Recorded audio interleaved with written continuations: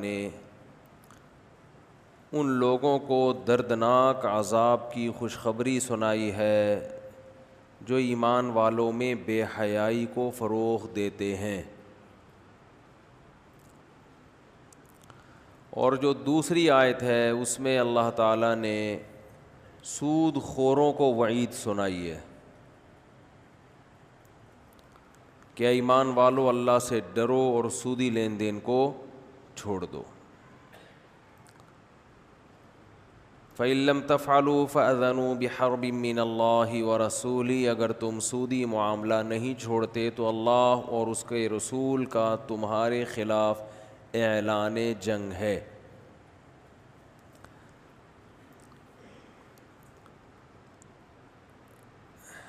اسلام ایک ایسا مذہب ہے چونکہ اس کا یہ دعویٰ ہے کہ اللہ نے آسمان سے اپنے بندوں کی ہدایت کے لیے قوانین نازل کیے ہیں، اور اللہ یہ چاہتا ہے کہ ان قوانین کو، ان لاز کو سامنے رکھ کر زندگی گزارو. یہ کس کا دعویٰ ہے؟ بولو بھائی، اسلام کا. اور یہ بھی دعویٰ ہے اسلام کا کہ ان قوانین کے مقابلے میں جو کچھ بھی ہے باطل ہے اور قیامت کے دن خسارے اور نقصان کا ذریعہ ہے. یہاں تک بات سمجھ میں آ گئی ہوگی انشاءاللہ. جب کوئی بہت بڑا دعویٰ کیا جاتا ہے تو پھر بہت زیادہ ذمہ داریاں بھی آ جاتی ہیں آپ کے اوپر. بہت بڑے بڑے چیلنج کریں گے تو ذمہ داریاں بھی بڑھتی ہیں نا. اگر چیلنج ہی کر کے آپ پھر پیچھے ہٹ جائیں اور چیلنج کی ڈیفینیشن ہی بدل دیں تو ایک الگ بات ہے. تو اسلام نے ایک بہت بڑا دعویٰ کیا ہے کہ اسلام وَمَن يَبْتَغِ غَيْرَ الْإِسْلَامِ دِينًا فَلَن يُقْبَلَ مِنْهُ. اسلام کے سوا کسی بھی سسٹم کو، نظام کو فالو کرو گے، قیامت کے دن وہ قابل قبول نہیں ہوگا. وَهُوَ فِي الْآخِرَةِ مِنَ الْخَاسِرِينَ. ایسا شخص آخرت میں تباہ و برباد ہو جائے گا.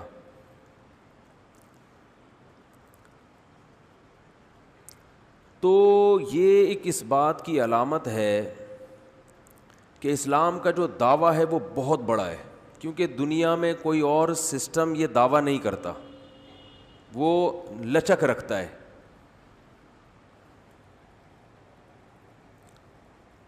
ہر ملک کے اپنے قوانین ہوتے ہیں، وہ کہتے ہیں بھائی یہ ہمارے رائے میں یہ ہیں، لیکن ان کو ایسا اصرار نہیں ہوتا کہ ان کے علاوہ سب کیا ہے، بول دے کیوں نہیں، غلط ہے. بھائی ٹھیک ہے، برطانیہ کا یہ لا ہے، امریکہ کا یہ ہے، فرانس کا یہ ہے، وہ اپنے کلچر ان کے حساب سے صحیح ہے. وہاں رہیں تو وہاں کو فالو کر لیں، آپ ادھر رہیں تو یہاں کو فالو کریں. تو لچک ہے نا. اچھا، دنیا کے جو دوسرے مذہب ہیں ان میں بھی لچک ہے. ہندو اگر عیسائی ہو جائے تو کوئی اتنا بڑا مسئلہ نہیں ہوتا ان کے ہاں، ٹھیک ہے چلتا ہے بھائی. ہر آدمی کی اخپل سوچ ہوتی ہے، ہر آدمی کی اپنی تھنکنگ ہوتی ہے، مذہب پہ جبر نہیں کیا جا سکتا. عیسائی اگر کوئی مذہب قبول کر لے ٹھیک ہے بھائی، لیکن اسلام میں لچک بولیں نہیں. اسلام کہتا ہے اسلام ہی ہے، مسلمان ہی بننا پڑے گا، ادروائز آخرت میں قبول بولو بھائی نہیں ہے، یہ نہیں چلے گا. ان الدین عند اللہ الاسلام. اس کائنات کو پیدا کرنے والے کی نظر میں صرف ایک چیز چلے گی، وہ کیا ہے، بولو بھائی اسلام. اچھا، اسلام نے یہ بھی دعویٰ کیا کہ صرف ایک ہی ہے، باقی سب باطل. اور پھر اسلام نے یہ بھی بتا دیا کہ اسلام کے نام پہ جو مختلف دکانیں چلیں گی ان میں بھی ایک ہی صحیح ہے. بہت مشکل ہے بات سمجھانا، بہت مشکل ہے. جی کوئی مشکل نہیں ہے، لیکن پھر سمجھ میں کیوں نہیں آ رہا؟ یعنی پریکٹیکل لائف میں عملاً سمجھ میں نہیں آ، عمل سے لگتا ہے کہ سمجھ میں آ نہیں رہا.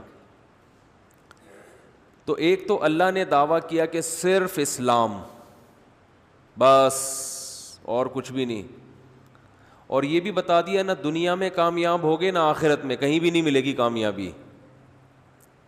جس کو ہم کامیابی کہتے ہیں نا، آپ لوگ سمجھتے ہیں، لوگ سمجھتے ہیں، آپ لوگ کا تو میں نہیں کہہ سکتا، جو بھی سمجھتا ہے وہ کامیابی ہے نہیں. وہ تو پیسے کو اور صحت کو کامیابی سمجھ لیا ہے. تو یہ تو ہر ایک کو ویسے ہی نہیں ملتی. اس کا مطلب بہت سے انسان ناکام ہو کے رہیں گے، تو یہ تو ویسے ہی غلط ہو گیا نا. ارے مجھے ایک بات بتاؤ، اگر حقیقت میں کامیاب ہونا اور ناکام ہونا یہ آپ کے اختیار میں نہیں ہے،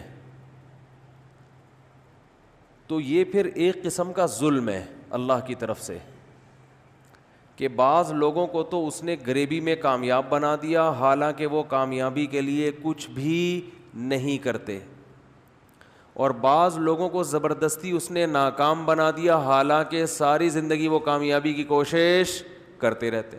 کیونکہ کامیابی کی ڈیفینیشن دنیا داروں کی نظر میں کیا ہے؟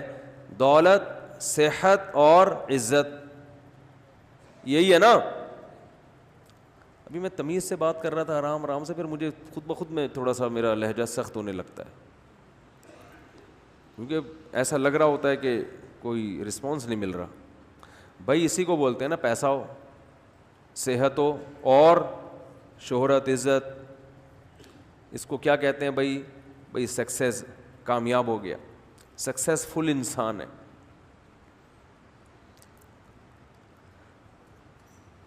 ترقی یافتہ کنٹری کنہیں کہا جاتا ہے؟ جن کے پاس صحت بھی ہے، دولت بھی ہے اور عزت بھی ہے. ساری دنیا میں گھومتے ہیں وہ، ان کو اتنا اسٹرانگ پاسپورٹ ہے کہ ان کو ویزے کی ضرورت نہیں پڑتی. بہت سے کنٹریز میں جہاں جائیں گے چلو بھائی چلے جاؤ. ہم جہاں جائیں گے آئے کیوں آئے آپ؟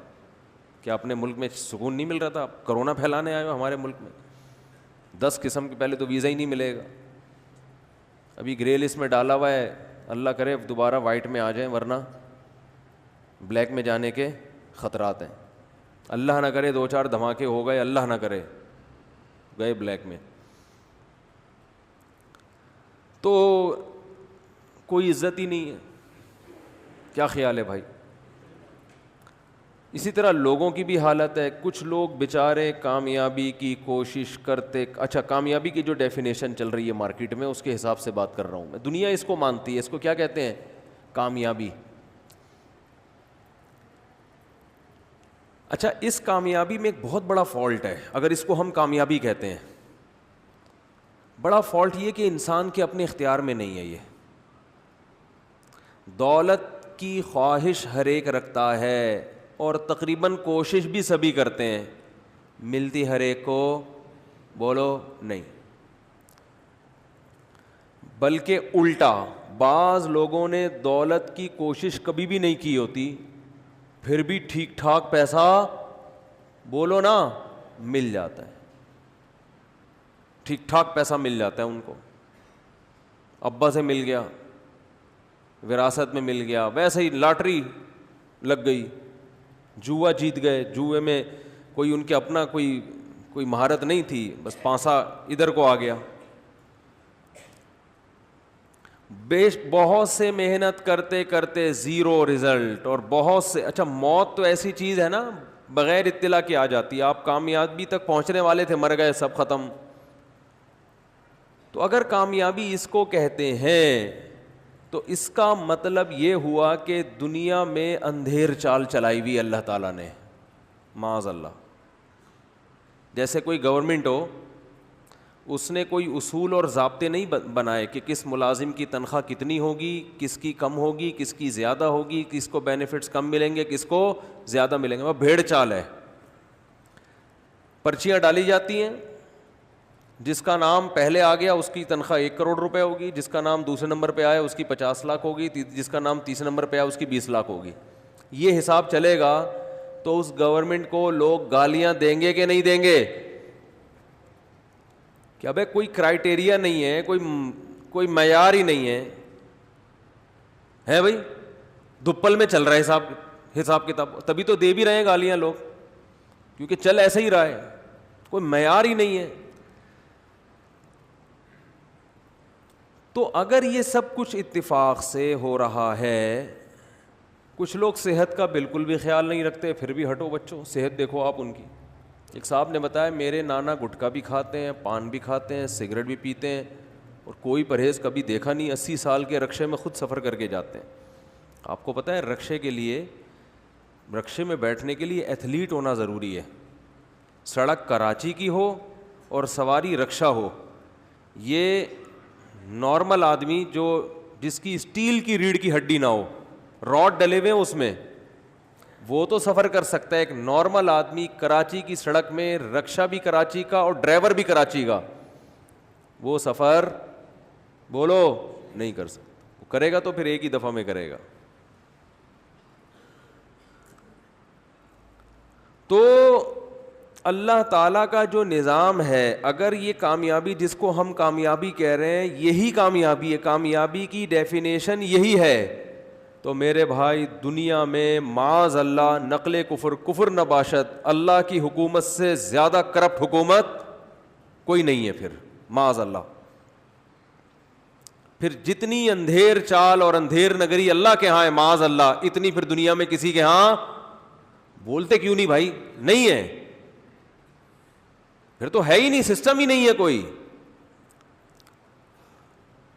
لوگ خوبصورتی کو سمجھتے ہیں کہ کامیابی ہے, تو یہ اپنے اختیار میں نہیں ہے, یہ تو اللہ نے جس کو جیسا بنا دیا. کچھ لوگ فیئر اینڈ لولی گھسا گھسا کے تھک گئے, رنگ گورا ہونے کا نام نہیں لیتا, اور کچھ پیدائشی گورے, ان کا نام گورے پڑ جاتا ہے, مسٹر براؤن, مسٹر بھورا, اس طرح کے لوگوں نے بھی پیارے سے نام رکھے ہوئے ہوتے ہیں.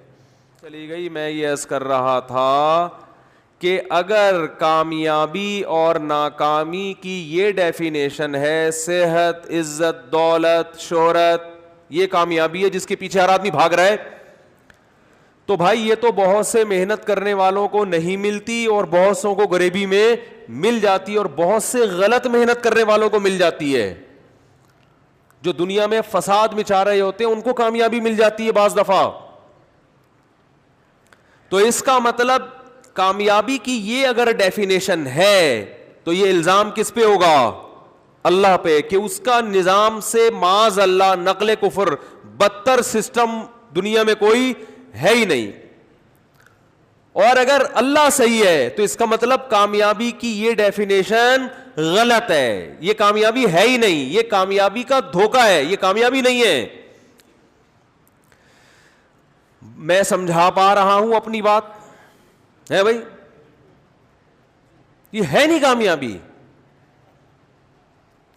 تو کامیابی کیا ہے؟ قرآن کہہ رہا ہے بار بار, وَمَن يَبْتَغِ غَيْرَ الْإِسْلَامِ دِينًا, جو اسلام کے علاوہ کسی اور لا کو فالو کرے گا وہ کامیاب نہیں ہوگا.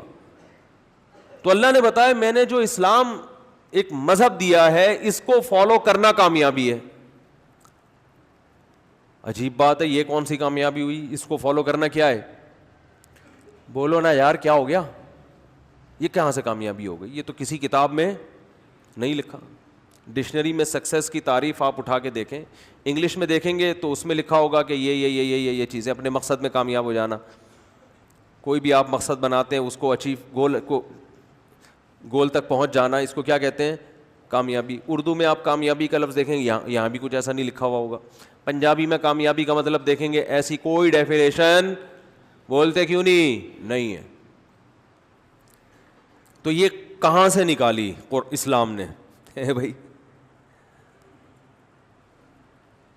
اصل میں جو کامیابی کی ڈیفینیشن ہے نا, اپنے گول تک پہنچنا, اپنے مقصد تک بولو پہنچنا, ساری دنیا اس پر متفق ہے کہ کامیابی اسی کو کہتے ہیں. کیونکہ آپ کا گول دولت, شہرت اور عزت ہے, اس لیے اس گول کو حاصل کر لینے کو دنیا کیا کہتی ہے؟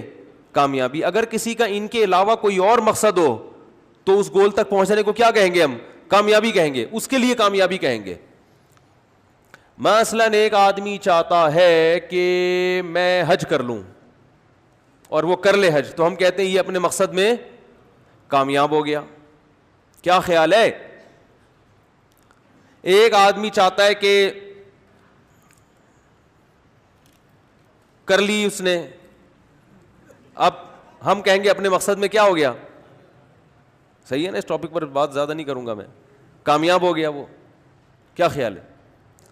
ایک آدمی چاہتا ہے کہ جی میرے سر پہ بال نکل آئیں, نکل گئے, تو کیا ہو گیا بھائی؟ اس مقصد میں کامیاب ہو گیا نا.